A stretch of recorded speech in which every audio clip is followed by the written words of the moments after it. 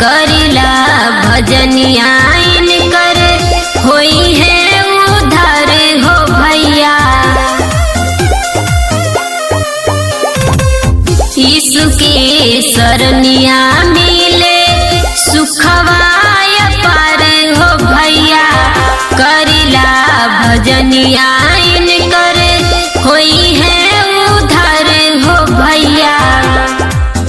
नैया लग जाई जैबू जब एक बार दुआर रे सखी कि प्रभु जी के महिमा कि यीशु जी के महिमा हमरो बाड़ू वे महान रे सखी कि प्रभु जी के महिमा हमरो बाड़ू वे महान रे सखी।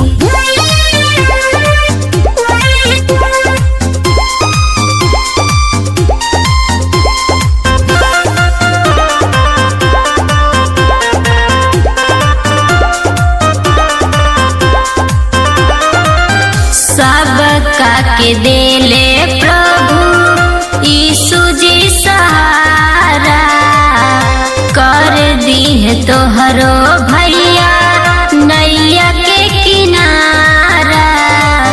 दिन रात भजन करके हो करबा जतन दूर करिए भरम नहीं होई तोहर पतन। जुड़ जाई है सनेहिया के डोर सब तोहारे सखी कि प्रभु जी के महिमा कि यीशु जी के महिमा हमरो बाड़ू वे महान रे सखी कि प्रभु जी के महिमा हमरो बाड़ू वे महान रे सखी।